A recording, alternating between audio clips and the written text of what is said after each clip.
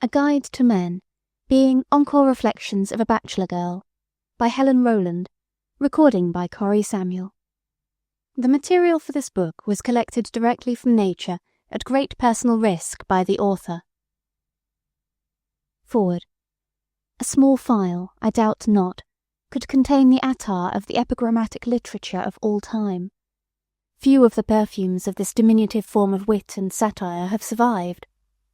Pretty and scented vapourings, most of the thousands and thousands of them that have died on the air of the foibles of their day. Yet how the pungent ones can persist. The racy old odours, which are as new as now, that still hover about the political and amorous quips of the Greeks. The nose-crinkling ones of the French, more vinegar-acrid than perfumed, although a 17th century proverb calls France a monarchy tempered by epigrams. The didactic Teutonic ones, sharply corrosive. The greatest evaporative, of course, of this form of bon mot is mere cleverness. Wit is the attar which endures. The wit of Pope and Catullus, Landor, Voltaire, Rousseau and Wilde. That is what Rapin must have had in mind when he said that a man ought to be content if he succeeded in writing one really good epigram. Helen Rowland stands pleasantly impeached for writing many. She has a whiz to her swiftly cynical arrow that entitles her to a place in the tournament. She is not merely anagrammatical, scorns the couplet for the mere sake of the couplet, and has little time for the smiting word at any price. In the entire history of epigrammatic expression, there are few, if any, whose fame rests solely on the brittle structure of the bon mot. Martial, about whose brilliant brevities can scarcely be said to hover the odour of sanctity, is, I suppose, remembered solely as a wielder of the barbed word. Miss Rowland is balanced skilfully upon that same slender trapeze, doing a very deft bow and arrow act, her archery of a high order. She wields a wicked bow, a kindly bow, a swift, a sure, a ductile bow. Matrimony is her favourite target. So was it Bombo's and Herrick's, and even political Parnell had his shot at it.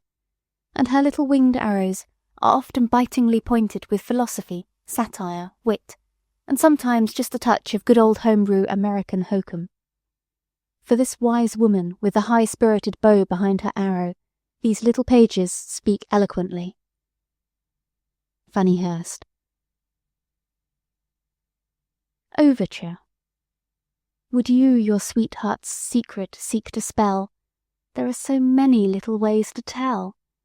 A hair, perhaps, shall prove him false or true, a single hair upon his coat lapel. Prelude. The sweetest part of a kiss is the moment just before taking. Love is misery, sweetened with imagination, salted with tears, spiced with doubt, flavoured with novelty, and swallowed with your eyes shut. Marriage is the miracle that transforms a kiss from a pleasure into a duty, and a lie from a luxury into a necessity. A husband is what is left of a lover after the nerve has been extracted. A man's heart is like a barber shop in which the cry is always, "Next!" The discovery of rice powder on his coat lapel makes a college boy swagger, a bachelor blush, and a married man tremble. It takes one woman 20 years to make a man of her son, and another woman 20 minutes to make a fool of him. By the time a man has discovered that he is in love with a woman, she is usually so fagged out waiting for the phenomenon that she is ready to topple right over into his arms from sheer exhaustion. A man always asks for just one kiss, because he knows that if he can get that, the rest will come without asking. Somehow, the moment a man has surrendered the key of his heart to a woman, he begins to think about changing the lock. There are only 2 ages at which a man faces the altar without a shudder. At 20, when he doesn't know what's happening to him, and at 80, when he doesn't care. The refrain. There's so much saint in the worst of them, and so much devil in the best of them, that a woman who's married to one of them has nothing to learn of the rest of them. Section 2. Bachelors. Somehow, just at the psychological moment when a bachelor fancies that he is going to die for love of a woman, another woman always comes along and interrupts him. The modern bachelor is like a blotting pad. He can soak up all the sentiment and flattery a woman has to offer him without ever spilling a drop. A confirmed bachelor is so sure of his ability to dodge that he is willing to amuse every pretty girl he meets by handing her a rope and daring her to catch him. A bachelor is a large body of egotism, completely surrounded by caution and fortified at all points by suspicion. His chief products are wild oats and cynicism. His chief industry is dodging matrimony. His undeviating policy, protection. And his watchword, give me liberty or give me death. The average bachelor is so afraid of falling into matrimony nowadays that he sprinkles the path of love with ashes instead of with roses. The care with which a bachelor chaperones himself would inspire even the duenna of a fashionable boarding school with envy. A bachelor's idea of safety first consists in getting tangled up with a lot of women in order to avoid getting tied up to one. He is an altruist who refrains from devoting himself to one woman in order that he may scatter sweetness and light amongst the multitude. There is nothing quite so intriguing to a bachelor as flirting with the idea of marriage, with his fingers crossed.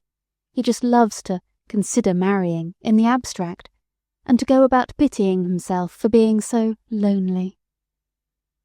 There are 3 kinds of bachelors: the kind that must be driven into matrimony with a whip, the kind that must be coaxed with sugar, and the kind that must be blindfolded and backed into the shafts. If you want to be chosen to brighten a bachelor's life, first make it dark and dreary. So long as women are willing to make his existence one long sweet song, naturally he isn't anxious to exchange it for a lullaby. When a man actually asks a girl to marry him in these days of bachelor comforts and the deification of single blessedness, she has a revelation of human unselfishness that stands as the 8th wonder of the world. That tired expression on a bachelor's face is not so often the result of brain fag from an overworked mind as of heart fag from overworking the emotions. Lovers look at life through rose-tinted curtains. Old bachelors see it through a fog. Somehow, a bachelor never quite gets over the idea that he is a thing of beauty and a boy forever. A bachelor fancies that it is his wonderful 60-horse willpower that keeps him from marrying, whereas it is nothing but his little 1-horse won't power. One consolation in marrying a bachelor over 40 is that he has fought so long and so hard to escape the hook that there is no more fight left in him. Never give up hope as long as a bachelor declares definitely, no woman can get me. Wait until he is so sure of his immunity that he sighs regretfully, no woman will have me. The vicious circle, in a bachelor's opinion, is the platinum one on a woman's 3rd finger. A bachelor of arts is one who makes love to a lot of women and yet has the art to remain a bachelor. First interlude. In the spring, a young man's fancy lightly turns, and turns, and turns. There are lots of sure cures for love, but the quickest and surest is another love. If there were only 2 women and 1 man in the world, the man would marry the brunette and then spend the rest of his life peeping over her shoulder and trying to flirt with the blonde. A woman always embalms the corpse of a dead love. A man wisely cremates it and plants a new love in the ashes. A fool and her money are soon courted. A woman's pity for a man who loves her against her will may be akin to love, but a man's pity for a woman who loves him without his permission is a twin brother to boredom. Marriage is the miracle which affords a woman a chance to gratify her vanity, pacify her family, mortify her rivals, and electrify her friends, all at the same time. Marriage is sweet. Love is what incites the caveman to drag a woman around by the hair and makes the civilized man permit a woman to drag him around by the nose. The heart of a woman is a secret sanctuary, where she is constantly burning incense and candles before a succession of idols of clay. Nowadays, a man's faith in women and heaven seems to disappear with his milk teeth and to reappear again with his false teeth. To most men, repentance is merely the interval between the headache and the next temptation. Most bachelors regard the flower of love as a species of poison ivy. Even Satan could find a woman to call him dearie if he would simply tell her that all he needed was a beautiful woman's uplifting influence. A man may be guilty of stealing a girl's heart, but he always feels hurt and indignant if she refuses to take it back again after he has finished with it. Woman's love, a mirror in which a man beholds himself glorified, magnified, and deified. Always try to be the guiding star of a man's life, but never make the mistake of fancying that you are his whole planetary system. A woman must keep her conscience, her complexion, and her reputation snow white, but a man is satisfied if he can just manage to keep his so that they comply with the pure food laws. Art is inspiring, but you can't run your fingers through its hair. A career is absorbing, but you can't tie ribbons on the curls of your brain children. Work is ennobling, but alas, it hasn't got a shoulder to cry on. When a girl refuses to kiss a man, he is never disconcerted. He is merely astonished that she could be so blind to her own feelings. A summer resort is a place where a girl spends half her time in making herself alluring, and the other half in yearning for something to lure. When a girl marries a man, she is sadly aware that all his old sweethearts are wondering how she did it, and that all her old sweethearts are wondering why. Marriage will never be safe until we stop making it an ideal and begin trying to make it a square deal. Just before marriage, a man's coat lapel acquires that greyish look which comes from the constant contact with face powder, but it's wonderful how soon it brightens up and gets back to its natural colour after the wedding. Love is like appendicitis. You never know when or how it is going to strike you, the only difference being that, after one attack of appendicitis, your curiosity is perfectly satisfied. No matter how many men have tried to flirt with her, a girl will step cheerfully up to the altar in the firm belief that she has found the one perfect human being in trousers who will never look at another woman. After marriage, a woman's sight becomes so keen that she can see right through her husband without looking at him, and a man's so dull that he can look right through his wife without seeing her. A man recuperates so much more quickly from his remorse than a woman does from her indignation, that by the time she has forgiven him, he is tired of being good and ready to sin again. Before marriage, a man will go home and lie awake all night thinking about something you said. After marriage, he'll go to sleep before you finish saying it. A man can never understand how a woman gets so much joy out of leading him all the way to the threshold of love and then sweetly closing the door in his face. Solitaire, the married woman's game. A man's greatest conquest is self-conquest, his greatest possession, self-possession, and his greatest love? Oh, well, you fill in the rest. Why does a man take it for granted that a girl who flirts with him wants him to kiss her, when 9 times out of 10, she only wants him to want to kiss her? Plunging into a hasty marriage in order to escape from a foolish entanglement is like rushing under a trolley car in order to escape from a taxicab. Nowadays, a girl's favourite way of committing suicide for love of a man is to marry him and worry herself to death over him. A good wife is always her husband's guide, philosopher, and friend, also his guardian, digestion, conscience, timetable, and valet. A man never knows how to say goodbye. A woman never knows when to say it. A woman's greatest right is the right husband.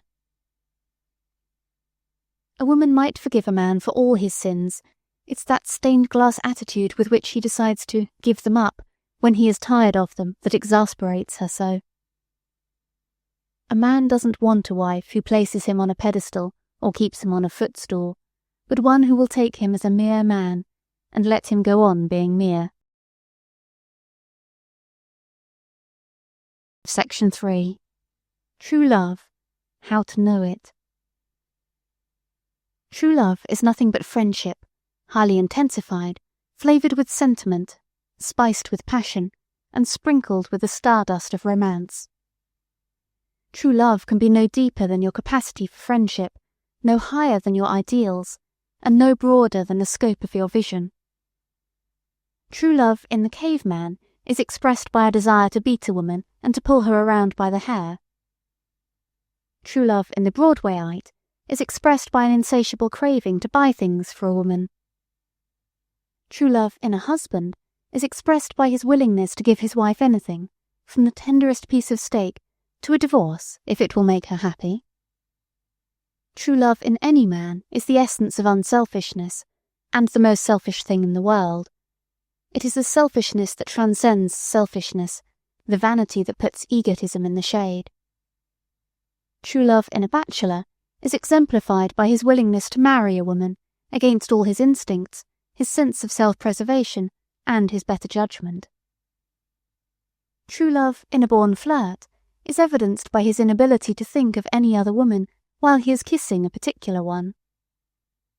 True love in an author is demonstrated by his self-restraint in refusing to make copy out of a love affair. True love in a college boy is expressed by his ability to think of somebody besides himself for a whole hour at a time.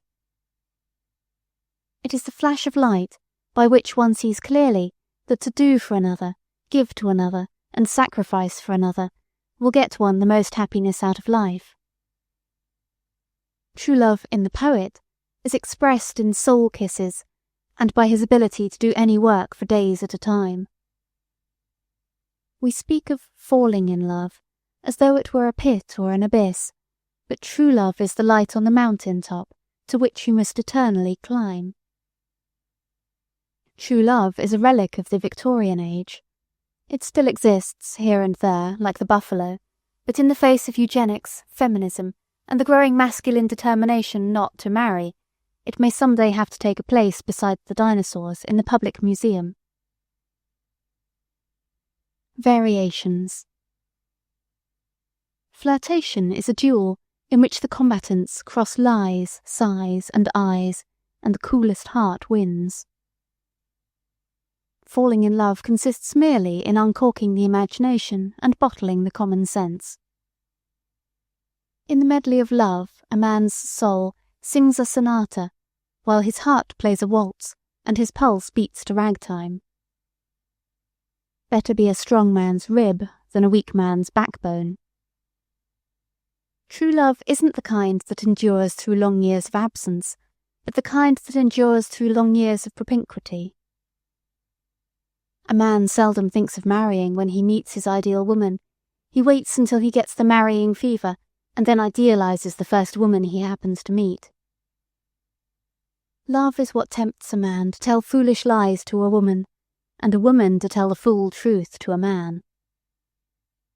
It took 700 guesses for Solomon to find out what kind of a wife he wanted, and even then he seems to have had his doubts. The only thing more astonishing than the length of time a man's love will subsist on nothing is the celerity with which it is surfeited the moment it has any encouragement to feed on. Even when a man knows that he wants to marry a woman, she has to prove it to him with a diagram before he is really convinced of it. A man is so apt to mistake his love of experiment for love of a woman that half the time he doesn't know which is which. Why is it that a man never thinks he has tasted the cup of joy unless he has splashed it all over himself as though it were his morning bath? A man is so versatile that he can read his newspaper with one set of brain cells while he carries on a conversation with his wife with another set. A girl hides her emotions under a veil of modesty, a spinster under a cloak of cynicism, a wife under a mantle of tact, and a widow under a cloud of mystery, and then women wonder why they are misunderstood.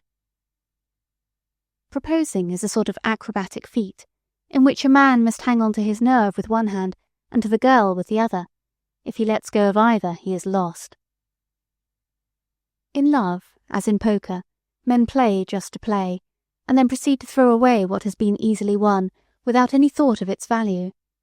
Thus gamblers so often die in poverty, and Lotharios in loneliness. Nowadays, a truly chivalrous girl will lie like a lady in order to protect a trusting man's vanity. The woman who fascinates a man is not the one who looks up to him as the sun of her existence, but the one who merely looks down on him as one of the footlights. Don't doubt a man when he says, "I never loved like this before." Each time a man falls in love with so much more ease and facility that he doesn't recognize it as the same old emotion at all. The first time a man lies to his wife, he is surprised to discover how easy it is to do it. After that, he is surprised to find out how hard it is not to do it. A man always speaks of having given his heart to a woman as though he had done something generous and noble, whereas 9 times out of 10, she probably had to wrench it from him. About the only things in connection with his wife for which a man shows any respect after a few years of marriage are her reputation and her toothbrush. Section 4. Blondes. Next to a mouse or a rich widow, there is nothing on earth that a normal girl dreads so much as a blonde. No matter how many brunettes a man may have married from time to time, you can always be perfectly sure that there has been a blonde in his life. A woman with dark hair and eyes may make men admire her, but in order to make one of them propose, she must blondine her temperament down to the roots. The dusky Cleopatra may have succeeded in making fools of a few men, but it took a dizzy little blonde like Helen of Troy to make a lot of men make fools of themselves.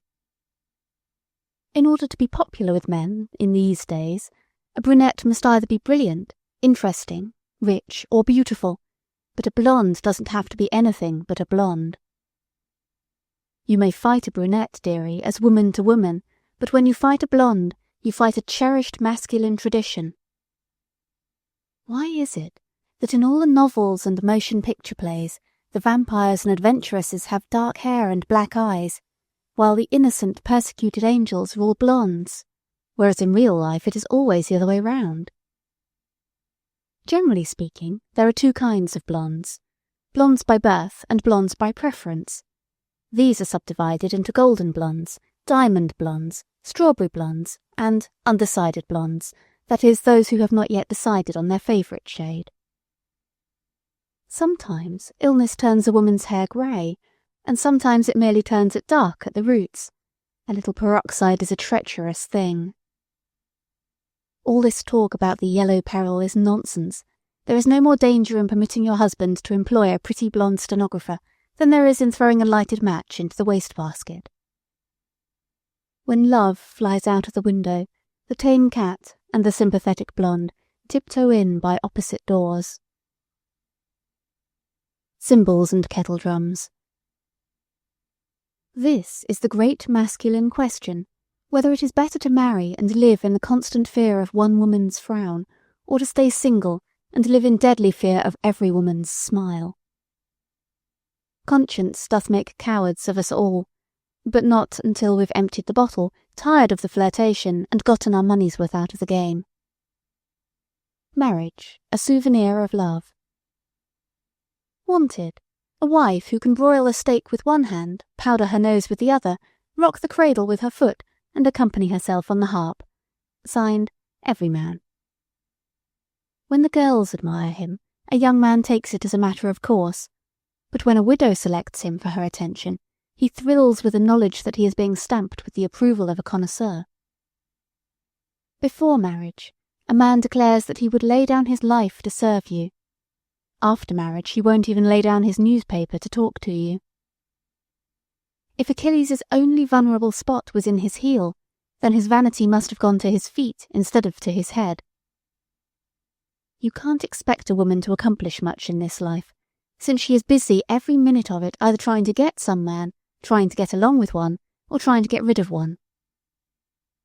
A man's wife is something like his teeth. He never thinks of her unless she happens to bother him.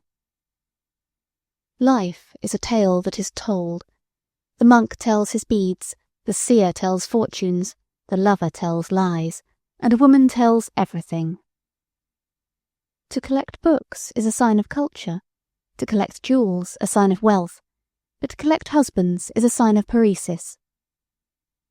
A modern bachelor makes love with his hand on his pulse and his eye on the clock. Oh yes, there is a vast difference between the savage and the civilized man, but it is never apparent to their wives until after breakfast. A sympathetic woman is like a rose which a man wears over his heart. A stupid woman is like a cabbage which he keeps in his kitchen. But a merely clever woman is like a dahlia. He knows he ought to admire her, but he had just as lief do so from a distance. While a woman is weeping over the ghost of a dead love in the graveyard of memory, a man is usually off pursuing a lot of little new loves in the garden of forgetfulness. Life is like a poem or a story. The most important thing about it is not that it should be long, but that it should be beautiful and interesting. The older a woman gets, the more trusting she becomes. At 20 a man can feed her only diluted flattery, but at 40 she can swallow it straight without a quiver. No girl who is going to marry need bother to win a college degree. She just naturally becomes a Master of Arts and a Doctor of Philosophy after catering to an ordinary man for a few years. The average man takes all the natural taste out of his food by covering it with ready-made sauces, and all the personality out of a woman by covering her with his ready-made ideals. Heaven is not a mythical place. It can be found right down in the heart of the man who has found the work he loves and the woman he loves. An ideal lover is one with such a keen dramatic instinct that he can convince himself of his sincerity even when he knows that he is lying. Love is a matter of chance, matrimony a matter of money, and divorce a matter of course. Adam was the first man to misunderstand a woman. A man is like a park squirrel. If you fling your favours or your charms at his head, he will never come up and eat out of your hand. What a man calls his conscience is merely the mental action that follows a sentimental reaction after too much wine or love. In the school of love, a man is forever just taking up a brand new study and discovering that all the old loves were nothing but preparatory practice. The eugenic idea of choosing a husband would be perfectly lovely, only that a husband isn't a matter of choice, but of chance, accident, or blind luck. Love is woman's eternal spring, man's eternal fall. It isn't beauty, and it isn't cleverness, and it isn't clothes that make a particular woman fascinating. It is just the sort of magnetic current which seems to run around her and set her eyes a-twinkling and a man's heart tingling. It is utterly useless to tell a man the honest truth. That is the last thing on earth which a man ever tells a woman, so of course it's the last thing on earth which he ever expects to hear from her. The average man, like all Gaul, is divided into 3 parts: his vanity, his digestion, and his ambition. Cater to the first, guard the second, and stimulate the third, and his love will take care of itself. There is no such tonic for a man's nerve as a capricious wife, and no such softener for his backbone as a self-sacrificing one. A man can sit in the moonlight and talk new thought to a pretty girl, and at the same time look right into her eyes with all the old ones. Bohemia is an oasis in the desert of life, where only the rich in dreams may go, and only the poor in purse may stay.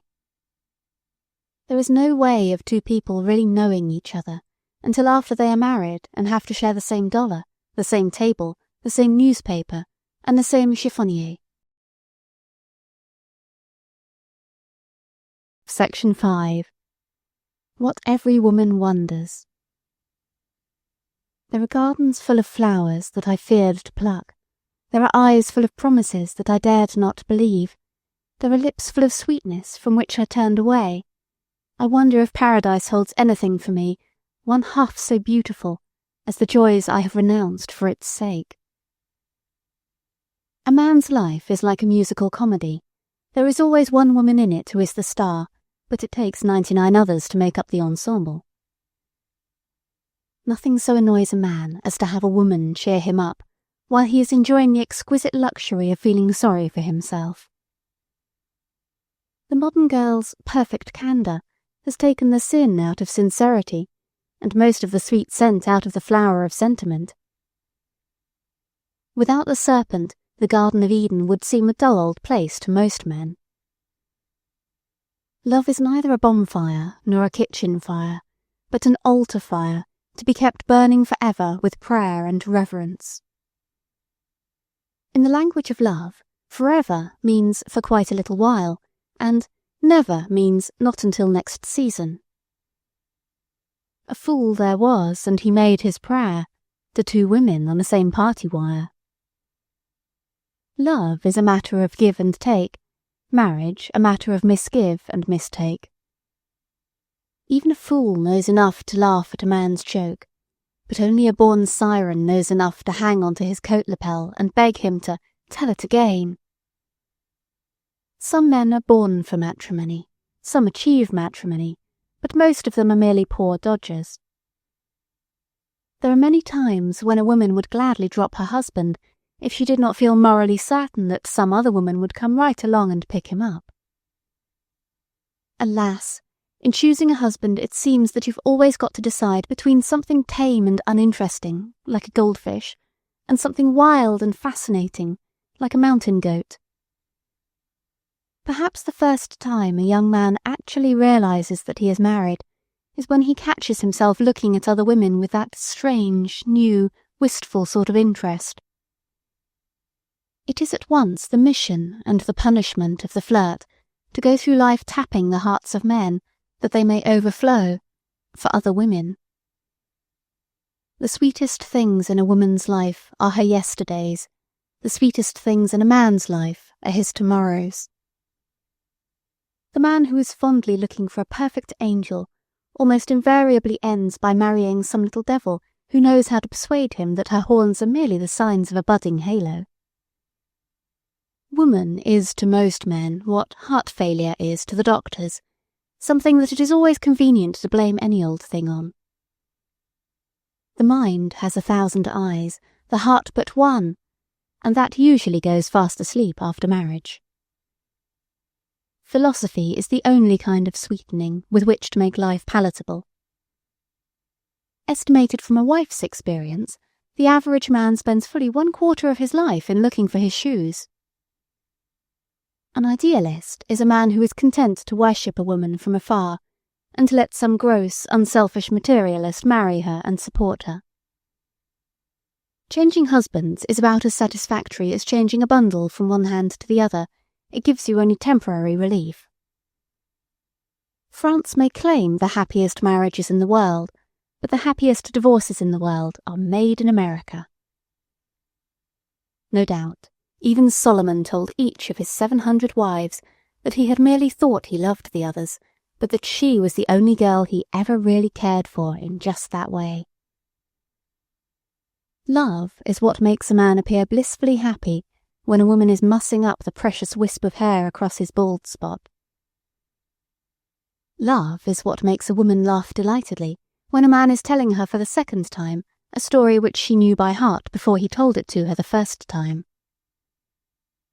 All this sex antagonism must have started when Adam brought in the first rabbit and ordered Eve to make it into chicken a la king. When a man takes a notion to marry, he doesn't start following it up, he merely stops running away. A woman is young until the light dies out of her last lover's eyes. Whenever a pretty woman runs her fingers through his hair, a cautious bachelor can't help thinking of what happened to Samson. Success in flirtation, as in gambling, consists in getting out of the game at the psychological moment before your luck begins to turn. Being a husband's economic equal may be awfully noble and advanced, but it usually means being all of his ribs and most of his vertebrae. Men have been classified as what women marry. They have 2 feet, 2 hands, and sometimes 2 wives, but never more than 1 collar button or 1 idea at a time. When a man says, Nobody understands me. Don't fancy he is suffering. He is merely trying to let you know, in a modest way, that he is a profound, fascinating mystery. A man snatches the first kiss, pleads for the second, demands the third, takes the fourth, accepts the fifth, and endures all the rest of them. After 2 years, an engagement doesn't need to be broken. It just naturally sags in the middle and comes apart. Eve had as much choice in the matter of her husband as any other woman. She merely accepted what fate sent her and pretended to have got her ideal. It is not much comfort to be able to keep your husband's material body in the house evenings, when his astral body keeps wandering off to the club every few minutes. In love, sweet are the uses of diversity. A woman's love bursts into flower, but, judging from the time it takes him to discover it, a man's love must be developed by the wearisome process of geological formation. If a man and a diamond are big and brilliant enough, one doesn't mind a few flaws in them, but for some reason, heaven knows why, a woman and a pearl are expected to be absolutely perfect. When fate places a laurel wreath on the brow of a genius, she hitches a plough to his shoulders and holds a Tantalus cup to his lips. It isn't the man who paints his virtues in 3 colours and begs her to marry him, but the one who paints his sins in vermilion and begs her to save him, who usually wins the girl. If you want a man to propose, don't try to make your family coddle him. Make them hate him, because a man never really takes hold until somebody begins to pull the other way. The man who falls in love at first sight never knows what has struck him, and therefore mercifully escapes all the agonizing slow torture of feeling himself sink, inch by inch, into the quicksands of matrimony. Never believe that justice is all you owe your husband. What every man needs from the woman who loves him is faith, hope, and charity, and above all, mercy. Even a coquette can be loyal to one man until she prefers another, but a man's heart is like a ferry boat, always going backward and forward, and never staying docked. Soft, sweet things with a lot of fancy dressing, that is what a little boy loves to eat, and a grown man prefers to marry. Second interlude. To find your mate, that is luck. To know him when you find him, that is inspiration. To win him when you know him, that is art. And to keep him when you've won him, that is a miracle. A woman wastes more time in dreaming over a past flirtation than it would take a man to start a half-dozen new ones. Flattery affects a man like any other sort of dope. It stimulates and exhilarates him for the moment, but usually ends by going to his head and making him act foolish. The only way to be happy in this world is to take men and flirtations as they come, and let them go as they go. Almost any straight path of devotion will lead to a woman's heart. It's this zigzagging from sentiment to cold fear, and from adoration to self-preservation, that makes the way so long and dangerous for the average man. Solomon may have been the most famous husband who ever lived, but as a hero he isn't in it with the man who manages to get along happily and contentedly all through life with just one wife. Woman, the peg on which the wit hangs his jest, the preacher his text, the cynic his grouch, and the sinner his justification. Everybody seems to be going through life at automobile speed nowadays, but alas, there are no sentimental garages by life's wayside at which we may obtain a fresh supply of emotions, purchase a new thrill, or patch up an exploded ideal. A man's work lasts from sun to sun, but his excuses for staying late at the office are never done. Every man wants a woman to appeal to his better side, his nobler instincts, and his higher nature, and another woman to help him forget them. Never rush into a love affair. Love is a waiting game, which requires nerve, concentration, and a poker face. The average man marries one woman just in order to escape from a lot of others, and then flirts with a lot of others just in order to forget that he is married to one. Once a girl's heart beat faster at the sound of her sweetheart's footstep on the garden path, but now it requires the hum of a 12-cylinder motor car to rouse her from her lassitude. The one thing about love-making that the modern man simply can't understand is that, in order to make it thrilling and interesting, he must really put a little love in it. In the war of the sexes, a woman hides her scars of battle beneath a smile and a coat of rouge. A man goes about displaying his as proudly as though they were medals. Occasionally, one meets a man who plunges into a love affair as he plunges into the surf, but most of them just sit back lazily on the beach and let the waves of emotion splash harmlessly over them. Section 6. Brides. Nevers for the rib. Never ask him to kiss you. Make your kisses a privilege, not a duty, a luxury, not a morning and evening chore. Never refuse to kiss him, but sometimes keep him waiting a little. Love thrives so much better on the stimulant of suspense than on the anesthetic of memory. Never question him about his past love affairs. It is not the women he has loved, but those he has not yet loved, who will bother you. Never fling your old flames in his face.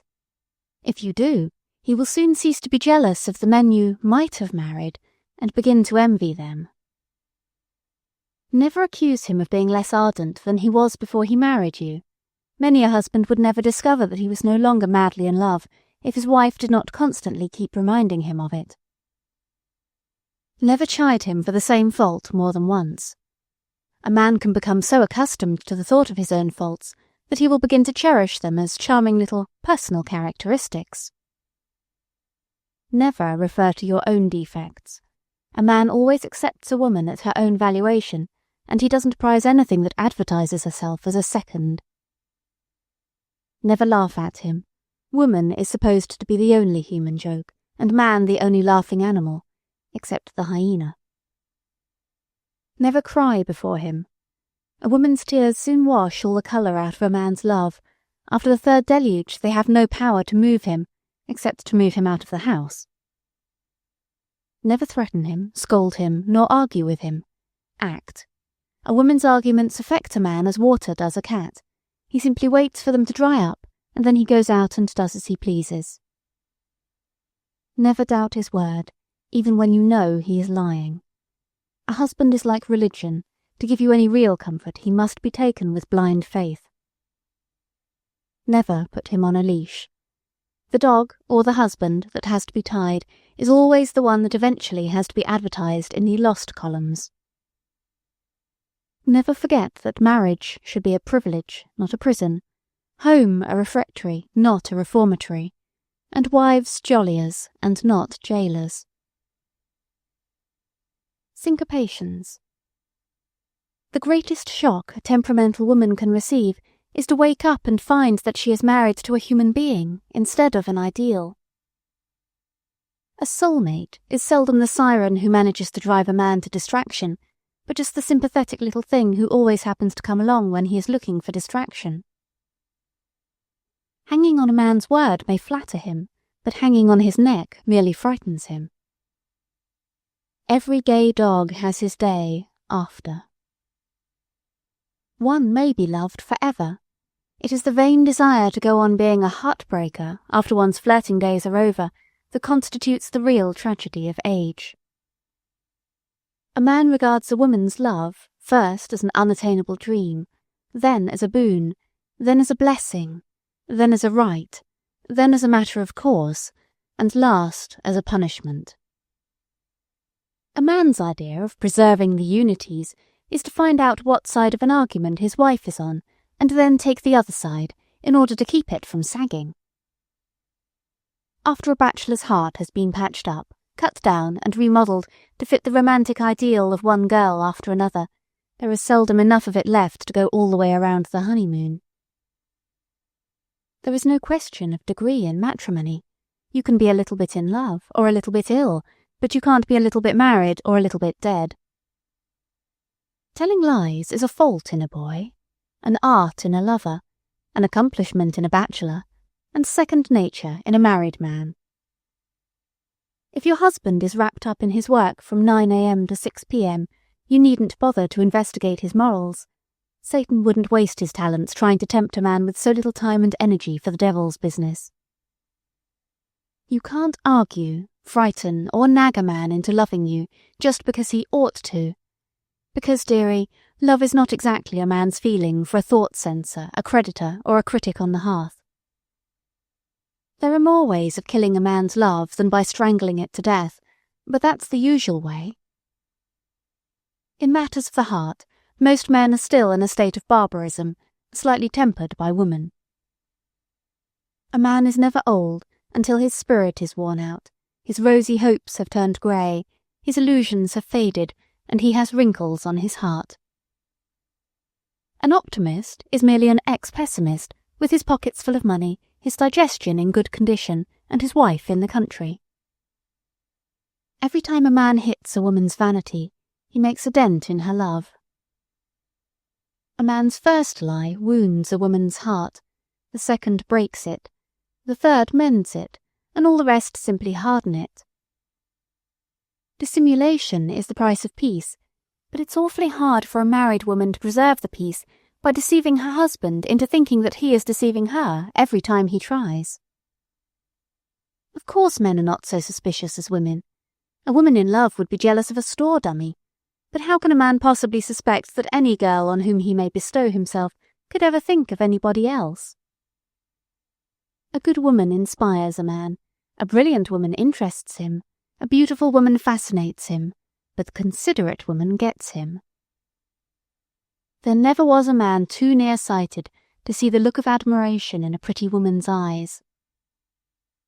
Wife, the woman from whom a man failed to escape, and to whom he complacently refers as the little woman I married. Marriage, the intermission between the wedding and the divorce. Wedding, the point at which a man stops toasting a woman and begins roasting her. Most girls, nowadays, would give a lot for a few solid vows, a few unshrinkable signs of devotion, and a really convincing kiss. It isn't a husband's disinclination to listen to his wife's conversation, but that "I am ready to bear with you" expression with which he does it, that grates on her nerves so. The average man has so much heart that he apparently thinks it is a pity to waste it all on one woman. Alas, why is it that when your cup of happiness is full, somebody always jogs your elbow? Never judge a man's love by the ardour of his first kiss, nor by the tenderness of his second, but by the eagerness with which he seeks the third. When it comes to making love, a girl can always listen so much faster than a man can talk. If nothing but their heartstrings became entangled, people would not find the marriage tie so binding. It is a man's purse strings and a woman's apron strings that really form the Gordian knot. In love, a man loses first his head, then his vanity, then his poise, and last of all his heart. It is much more comfortable to be considered a little devil and get a credit mark every time you do anything right, than to be considered an angel and get a black mark every time you do anything human. Love is a game at which a woman must play against stacked cards and without the slightest inkling of the trump. A woman's last resort is henna, a man's Gehenna. To a woman, marriage is the beginning of life. To a man, it is the end of liberty and the pursuit of happiness. Perfect wife, that which a married man always fancies he might have gotten if he had kept on experimenting a little longer. Why is it that, no matter how much a man thinks of one girl, he can't help thinking of a lot of others at the same time? Don't waste time trying to break a man's heart. Be satisfied if you can just manage to chip it in a brand new place. Section 7. Divorces. It is quite correct to send your former husband a gift on the anniversary of your divorce, in remembrance of the many happy days which you have spent apart. Love, the quest. Marriage, the conquest. Divorce, the inquest. Most marriages nowadays seem built for speed rather than for endurance. A divorcee is one who has graduated from the correspondence school of experience. Marriage, according to the merry widow Reno, is a perfectly lovely experience to have had. Grass widow, the angel whom a man loved, the human being he married, and the devil he divorced. Most actresses are married, now and then, most literary women, on and off, most society women, from time to time. In olden days the lover cried, in burning words and brave, "O darling, be my queen, my bride, and let me be your slave." But nowadays he murmurs, over cigarette and tea, "Say, when you get your next divorce, will you, puff, marry me?" When a woman obtains her second divorce, one hardly knows whether to class her as a good loser, a bad chooser, or just a poor sport. Why is it that when a man hears that a woman has had a past, he is always so anxious to brighten up her present? Many a woman's sole reason for getting a divorce is because she is tired of holding on to heaven with one hand and onto a man with the other. When two people decide to get a divorce, it isn't a sign that they don't understand one another, but a sign that they have, at last, begun to. That just after the divorce feeling is not the exhilarating thing many people imagine it. It is more like the mingled sensation of pain and relief that comes the moment after you have removed a tight slipper and before the ache has subsided. Divorce is the great divide, over which most men expect to pass into the happy hunting grounds. Reno, the land of the free and the grave of the home. Third interlude. In the abstract, a man admires nobility and intelligence in a woman, but in the concrete he always prefers a bird of paradise to a wren, a decoration to an inspiration, and incense to common sense. Intuition is what a man calls a girl's ability to see through him before marriage. Suspicion is what he calls it after marriage. Satan himself could no doubt make any woman love him if he took the trouble to convince her that it was her beauty that drove him to Hades. Of course, polygamy is dreadful, but at least an Oriental wife can come within 4 or 5 guesses of knowing where her husband spends his evenings. Take care of a woman's vanity, and her love will take care of itself. Ever since Eve started it all by offering Adam the apple, woman's punishment has been to have to supply a man with food and then suffer the consequences when it disagrees with him. The wings of love are not clipped by marriage, they merely molt for lack of exercise. All love is 99.44% pure. Pure imagination, pure vanity, pure curiosity, pure folly, or whatever else it happens to be. Don't waste your tears on the girls a heartbreaker should have married and didn't. Save them for the girl he will marry and shouldn't. It requires a little moisture to make a postage stamp stick, and a little cold water of indifference to make a sweetheart stick. There are only 2 kinds of perfectly faultless men, the dead and the deadly. In order to see a man in his most interesting colours, a woman always has to scrape off a lot of unnecessary whitewashing. Marriage is a discord that turns love's old sweet song from a eulogy into an elegy. The height of the average girl's ambition is just about 6 feet. You can always cure a man of lovesickness with mental suggestion, merely by suggesting to him that the girl is trying to marry him. Marriage is the operation by which a woman's vanity and a man's egotism are extracted without an anesthetic. Jealousy is the false alarm that wakes us up from love's young dream. The most successful men are not those who have been inspired by a wise woman's love, but those who have perspired in order to gratify a foolish woman's whims. It is easier to keep half a dozen lovers guessing than to keep one lover after he has stopped guessing. A man's soul lies so close to his digestion that when he looks blue and downhearted, a woman never knows whether to offer him a kiss, a meal, a dose of philosophy, or a dyspepsia tablet. A woman is so complex that she can prove to a man by every possible convincing argument that she feels nothing but platonic friendship for him, at the same time that she is thinking how she would like to run her fingers through his hair.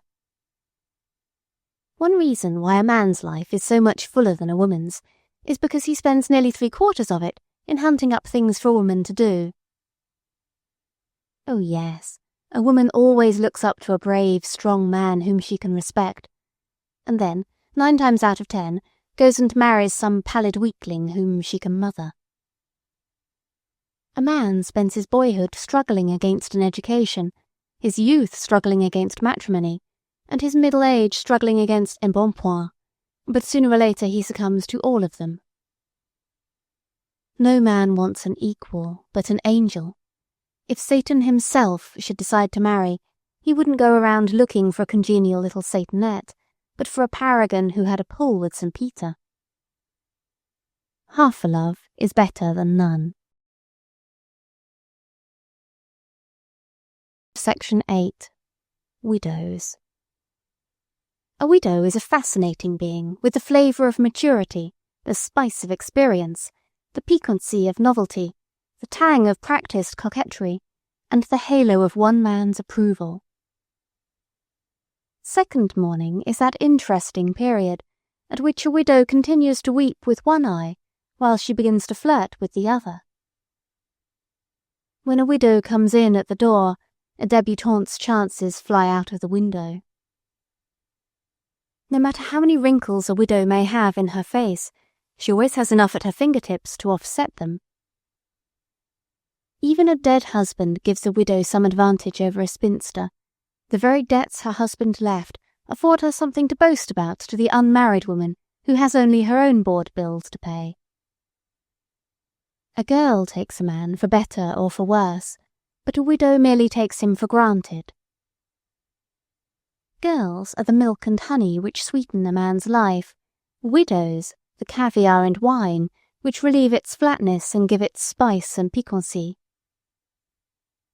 A girl knows exactly what kind of man she wants to marry, but a widow knows all the kinds she doesn't want to marry, and usually makes a safe selection by the wise process of elimination. A widow's chief consolation in remarrying is probably that she finds it less exhausting to sit up and wait for one man to come home evenings than to sit up and wait for a lot of them to go home.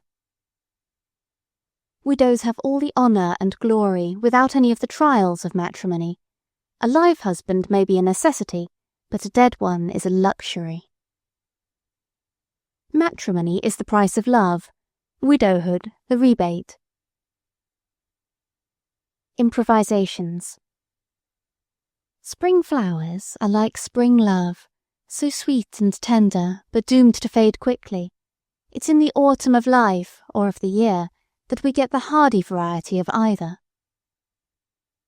A man may honestly admire a superior woman, but when it comes to marrying, he usually looks about for something far enough beneath him to enjoy being ordered about and patted on the head.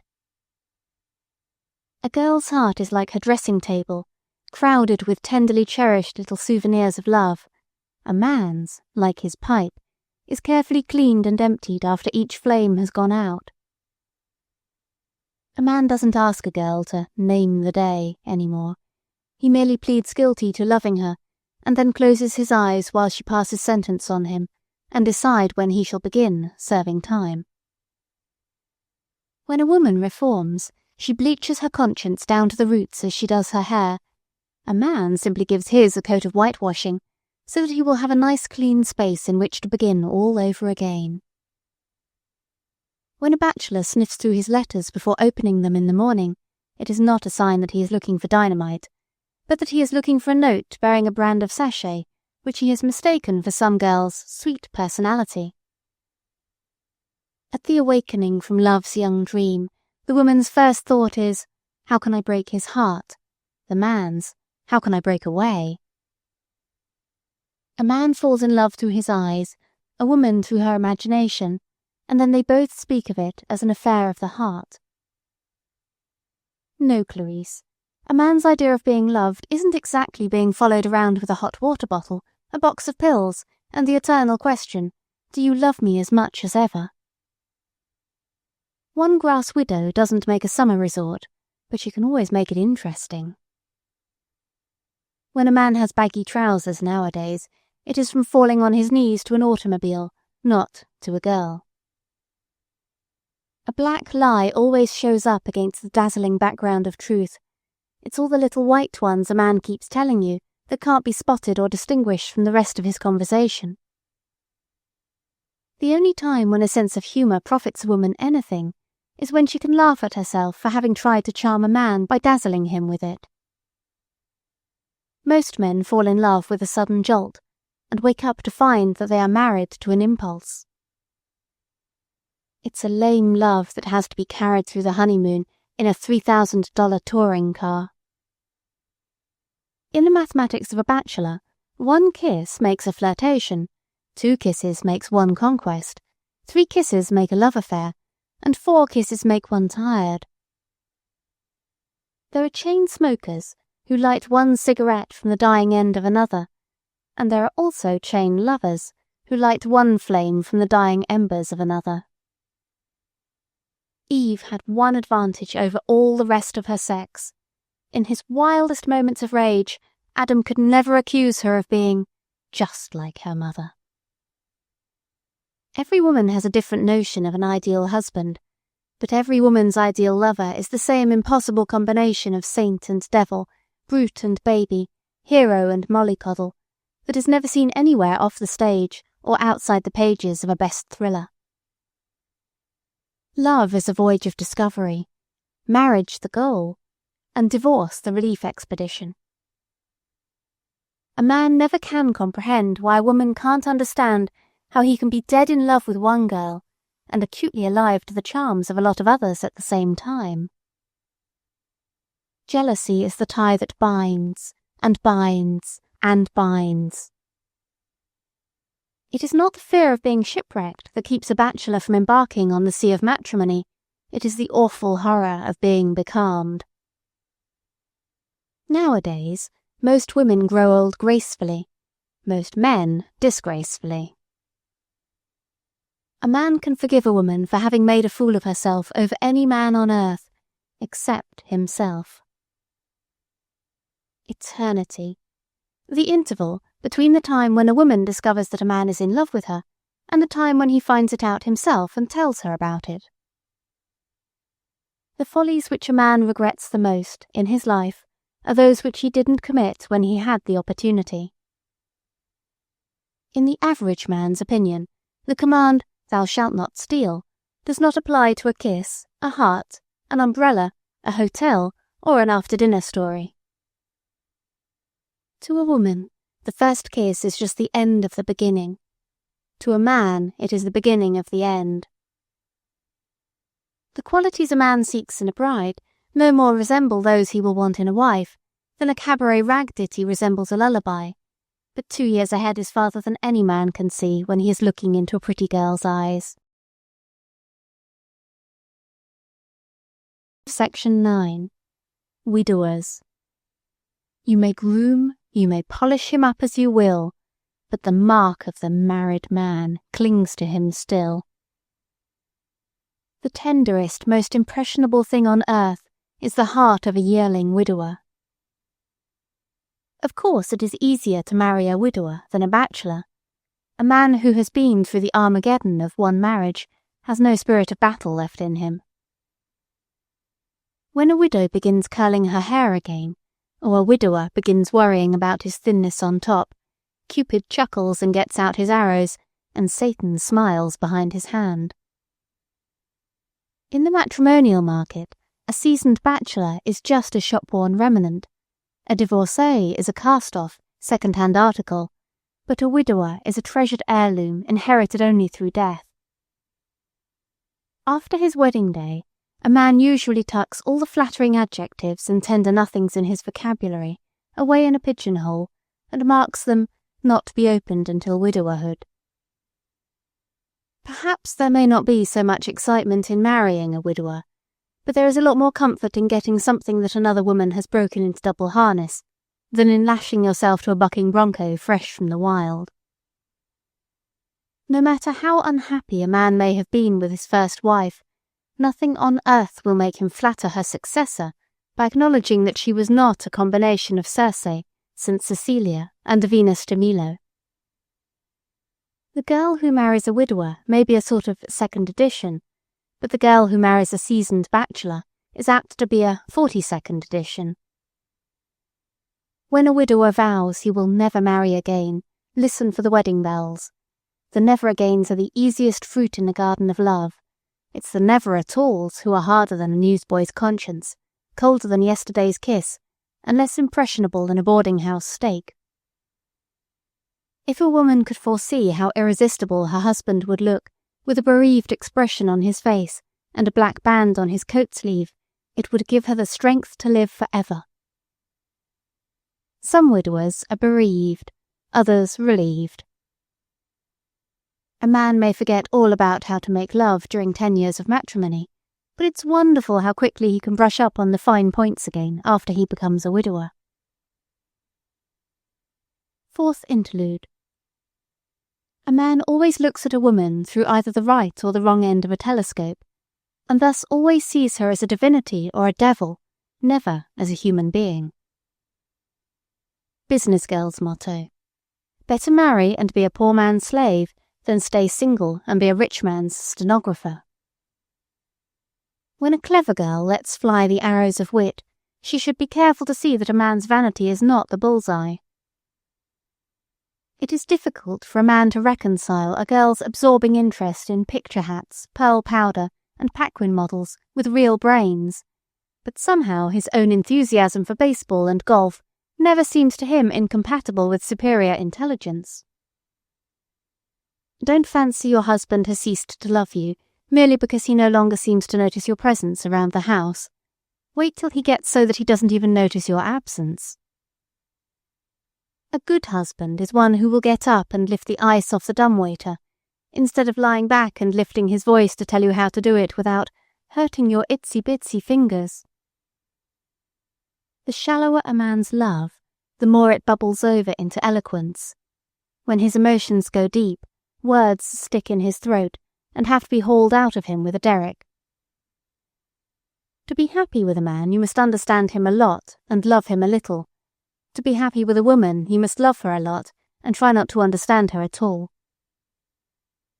A man with savoir-faire may scintillate in a crowd, but it takes a bashful man to shine in a dim, cosy corner. Every bride fancies that she married the original caveman, until she tries to persuade him to go out and argue with the furniture movers. What a man calls his conscience in a love affair is merely a pain in his vanity, the moral ache that accompanies a headache, or the mental action that follows a sentimental reaction. It never pays to compromise. Cheap clothes, cheap literature, cheap sports, cheap flirtations. A life filled with these is nothing but an electric flash, advertising something just as good. Just at first, every man seems to fancy that it takes nothing but brute force and determination to run an automobile or a wife. After the smash-up, he changes his mind. Brains and beauty are an impossible combination in a woman. Not necessarily impossible to find, but impossible to live with. When a woman looks at a man in evening dress, she sometimes can't help wondering why he wants to blazon his ancestry to the world by wearing a coat with a long tail to it. When a man says he loves you, don't ask him why, because by the time he has found his reason, he will undoubtedly have lost his enthusiasm. Sure, it is no more reasonable to expect a man to love you tomorrow because he loves you today than it is to assume that the sun will be shining tomorrow because the weather is pleasant today. Sending a man a sentimental note just after he has spent the evening with you has about the same thrilling effect as offering him a sandwich immediately after dinner. A good woman, according to Mrs. Grundy, is one who would scorn to sacrifice society for the sake of a man, but will cheerfully sacrifice the man she marries for the sake of society. The flower of a man's love is not an immortelle, but a morning glory, which fades the moment the sun of a woman's smiles becomes too intense and glowing. The sweetest part of a love affair is just before the confession, when you begin discussing love in the abstract and gazing concretely into one another's eyes. Marriage is a photogravure made from the glowing illusions which love has painted on the canvas of the heart. A woman may have to reach heaven before she tastes supernal joy, but to taste supreme punishment, she has only to watch the love mist die out of a man's eyes. Nothing frightens a man like a woman's stony silence. Somehow, in spite of his lack of intuition, he has a subconscious premonition that her love is dead when she is too weary and disinterested to answer back. The satisfaction in flattering a man consists in the fact that, whether you lay it on thick or thin, rough or smooth, a little of it is always bound to stick. Love is a furnace in which the man builds the fire, and forever afterward expects the woman to keep it glowing by supplying all the fuel. The gods must love summer flirtations, they die so young. A man may have heart enough to love more than one woman at a time, but unless he is a fatalist he should have brains enough not to try it. When love dies, a wise married couple give its ashes a respectful burial, and hang a good photograph of it on the wall for the benefit of the public. Section 10. Second marriages. Hints on how to conduct encore performances of the ceremony. Every time a man falls in love, he fancies that he has just discovered a brand new sensation, but alas, it always turns out, like the hotel soup, to be just the same old stock with a different flavouring. A bride at her second wedding does not wear a veil. She wants to see what she is getting. Always send your former husband a notice of your marriage. True politeness consists in giving pleasure to others. If you meet your ex-husband's fiancée, treat her with sympathetic courtesy. Remember that she is more to be pitied than scorned. If the bridegroom does not show up, marry the best man. After a few weeks you will not be able to notice the difference between them. Either will make you the same old excuses, tell you the same stories, and give you the same stock kisses in the morning. When your second husband begins to speak wistfully of your first husband, do not chide him. Remember that misery loves company, and perhaps it is a comfort to him to think that someone else has been as foolish as he has. Never consider your wedding a settled thing until you have gotten the man to the altar. The primary rule for marrying is, first, catch your husband. Besides, there's many a slip twixt the licence and the certificate, and you may let him slip. In selecting husbands, always consider that it is quality, not quantity, that counts. 1 or 2 marriages, like 1 or 2 drinks, may not have any visible effect upon you, but don't make it a custom. A woman marries the first time, you know, for love, the second time for companionship, the third time for a support, and the rest of the time just from habit. When marrying a second time, refrain from asking your friends what they think about it. Remember that they all think you are a fool. Intermezzo. A man's kisses are first reverent, then rapturous, then tender, then casual, and at last charitable. The hardest thing in life is to discover the exact geographical location of a man's grouch, whether it is in his tooth, his vanity, or his digestion, or is just a chronic condition of the whole system. Being in love is like a fascinating spin at will in an automobile. Being married, like a trolley trip on rails, with somebody ringing the bell at you every few minutes. A woman's love is composed of maternal tenderness, childlike inconsistency, torturing jealousy, and sublime unselfishness. And how is a man ever going to comprehend a mixture like that? Alas, Why is it that the most popular and fascinating women are so often the last to marry, and then nearly always pluck either a broken stick from the tide of life or a brand from the burning? Some women can be fooled all of the time, and all women can be fooled some of the time, but the same woman can't be fooled by the same man in the same way more than half of the time. A woman always wants her photograph to flatter her, but a man is perfectly satisfied if he gets one that looks as fascinating and impressive as he thinks he does. A jealous husband can put 2 and 2 together and make 14. When a man hesitates to propose to a girl, he is never quite sure whether it is the fear of being turned down or the fear of being taken up which paralyzes him. Spring is the time of year when the eternal monotony of the daily grind gives a man brain fag, and the eternal monotony of any one girl appears to give him heart fag. A wise woman puts a grain of sugar into everything she says to a man, and takes a grain of salt with everything he says to her. Of course a girl hates to wound a man, but sometimes, after a painful parting, it would seem so much more artistic if he would only remain wounded just a little longer.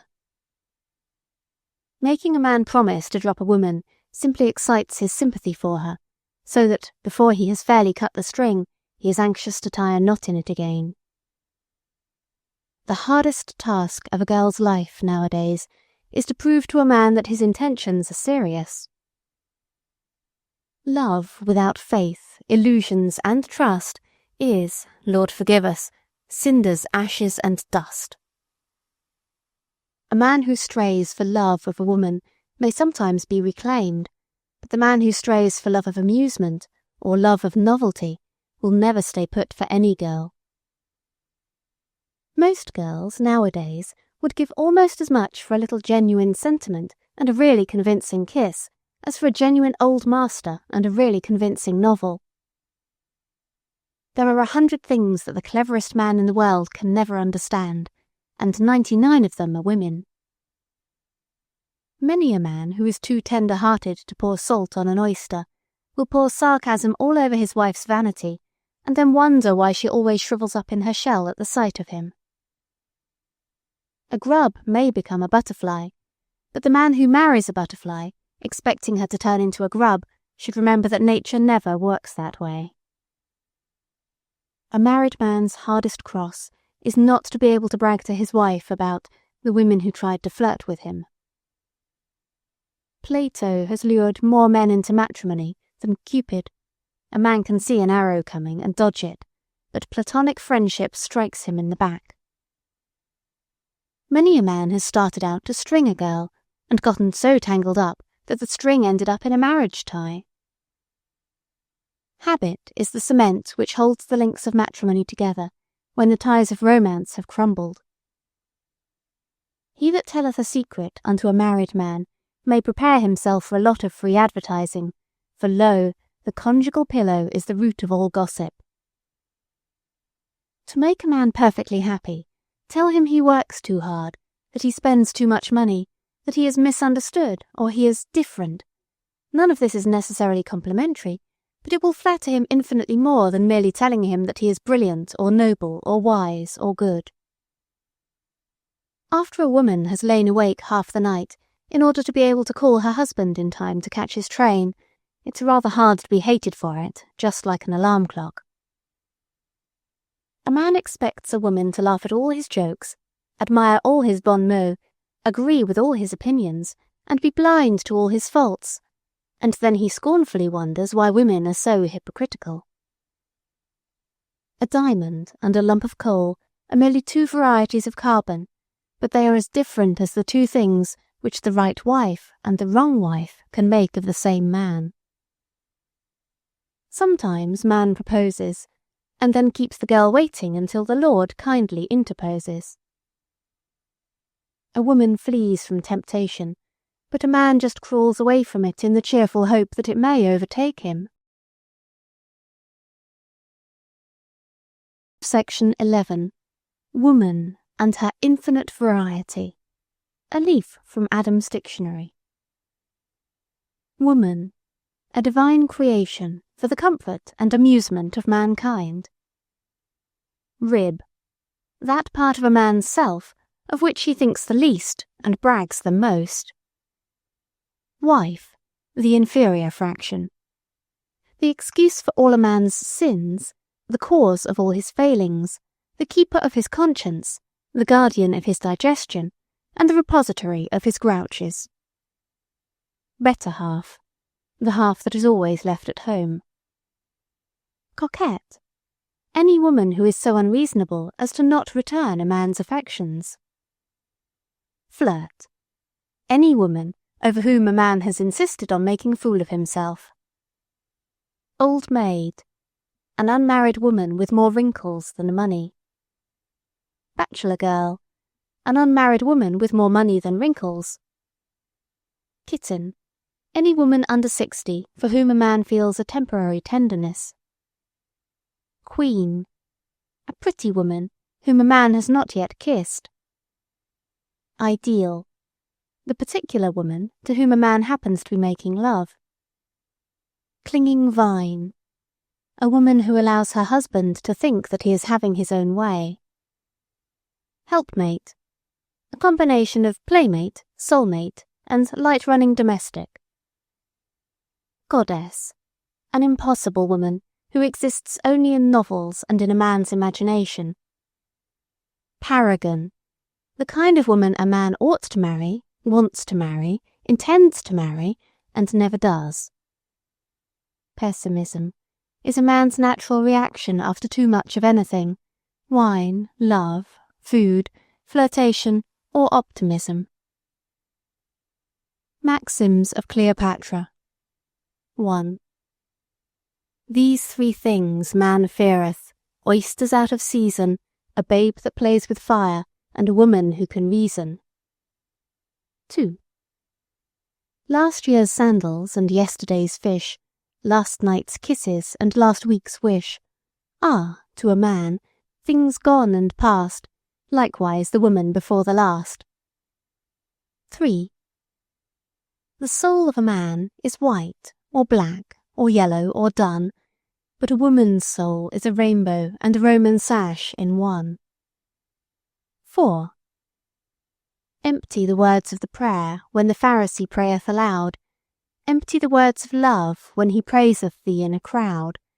Yet he that is cold in the crowd, but seeketh thine ear when alone, in the land of the great god Isis, by the name Cad shall be known. 5. As the pearl that I dropped in the glass can never again be mine, so many a pearl of woman's love hath a man dissolved in wine. 6. Geese walk not alone, sheep will follow sheep. So this little maxim I would have ye keep: would ye conquer all men, make a fool of one, the rest will turn toward thee as lilies to the sun. 7. The young man calleth for wine, the old for crystal water. Seek not to enslave a boy till thou art 30, daughter. 8. When the game is over, vain the loser's sigh. To thy parting lover, wave a gay goodbye. 'Neath the storm cloud bending, see the lily laugh. If love's reign be ending, write his epitaph. Deck his grave with iris, blot away his name. Isis and Osiris, make thy daughter game. 9. Flatter him boldly, daughter, be he old or wise or callow, for there is no meed of flattery that a man will fail to swallow. Yet after a time desist, lest perchance in his vanity he wonder why such a demigod should stoop to a worm like thee. 10. Call the bald man boy, make the sage thy toy, greet the youth with solemn face, praise the fat man for his grace. Section 12. Finale. Where is the sweet old-fashioned wife who used to get up at 6 o'clock in the morning and cook her husband's breakfast? Gone, gone, alas, with the sweet old-fashioned husband who used to come home at 6 o'clock in the evening and stay there. All the love routes lead to a kiss, but some men make love with the directness of an express train, some as haltingly as a local, and some with the charm, smoothness, and variation of a special. When a man complains of the girls who pursue him, don't forget that the mark of a real girl charmer is his dead silence concerning all women except the one to whom he happens to be talking. A man's idea of displaying resolution appears to be first to find out what a woman wants him to do, and then to proceed resolutely not to do it. Presence of mind in love-making is a sure sign of absence of heart. No man begins to be serious until he begins to be foolish. The girl a man marries is never the one he ought to marry, or intended to marry, but just some innocent bystander who happens to be in the way at the psychological moment. A woman's heart is like a frame which holds only one picture at a time. A man's is more like a cinematograph. A man's love is not actually dead until he begins subconsciously to think of his wife as the person who makes him wear his rubbers, mow the lawn, put up the fly screens, and explain where he has been all Saturday afternoon. The average man is so busy backing away from the girls he ought to marry that he usually backs right into the arms of the one woman under heaven that he ought not to marry. A man is like a motor car which always balks on the trolley tracks and runs at top speed downhill. A wife is the human brake that prevents him from going to destruction. When a girl refuses a man, his greatest emotion is not disappointment, but astonishment that she should be so blind to her own luck. Nothing bores a man so much as for a woman to give him all her love when he only wanted a little of it. Solomon was the only man who ever had 699 alibis when one of his wives detected the fragrance of another woman's sachet on his coat lapel. Every man rocks the boat of happiness at least once during a love affair, usually by trying to leap out of it before it lands in the port of matrimony. All a man needs in order to win any woman is a little audacity, a little mendacity, and plenty of pertinacity.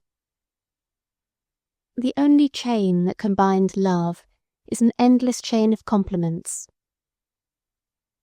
When a woman doesn't marry, it is usually because she has never met the man with whom she could be perfectly happy.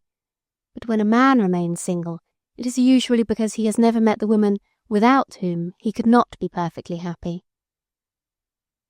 Most men expect to reform between the last dose of medicine and the last breath. Speaking of the modern advance in the arts and crafts, it requires more art to get a husband and more craft to keep one nowadays than it ever did. A frank man may be the noblest work of God, but he is as much of a nuisance in feminine society as a woman on a fishing trip. There is always a chance that a man may escape from the bonds of matrimony, but an old bachelor is wedded by all the bonds of nature to a collection of habits from which nothing but death can divorce him. By the time he marries, a bachelor's heart has been pressed, cleaned, and mended so often that it will barely hold together through the honeymoon. It seems so unreasonable of man to expect a woman to think straight, walk straight, or talk straight, considering that she was made from his rib, the crookedest bone in his body. Motto for a married man's den: others love your wife, why not you? A man's idea of being perfectly loyal to a woman is to think of her always, even when he is kissing another woman. Love is just a glittering illusion with which we gild the cold, hard facts of life until all the world seems bright and shining. Most men are so busy dodging one love affair that they step right back under the wheels of another and are fatally mangled. A brave man is always ready to face the music, provided it isn't that old tune from Lohengrin. If married couples would show as much respect for one another's personal liberty, habits, and preferences as they do for one another's toothbrushes, love's young dream would not so often turn into a nightmare. It is the Siamese twin existence they impose on themselves that drives them to distraction or destruction. A man kills time with a golf stick, a woman with a lipstick. It is foolish to fancy that a man is thinking of proposing to you. A man never proposes to any woman until he has gotten past thinking. If a man would employ a little more common sense before marriage, and a little more incense afterwards, marriage would be more of an inspiration and less of a visitation. Never trust a husband too far, nor a bachelor too near. The man who takes a kiss for granted doesn't stand a chance beside the man who takes it before it is granted. Husband, a miniature volcano, constantly smoking, usually grumbling, and always liable to violent and unexpected eruptions. On the journey of matrimony, there are no garages where punctured illusions can be patched up, shattered ideals mended, and empty hearts refilled. Of course a man is not as jealous as a woman, because it's so hard for him to believe that a girl on whom he bestows himself could possibly wish for anything better. The making of a husband out of a mere man is not a sinecure, it's one of the highest plastic arts known to civilization. Before marriage, a woman says sweetly, "I understand you." After marriage, she says coldly, "I see through you."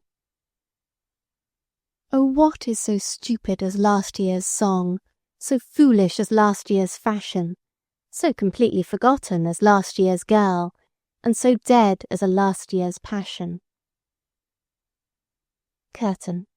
End of A Guide to Men, being Encore Reflections of a Bachelor Girl by Helen Rowland.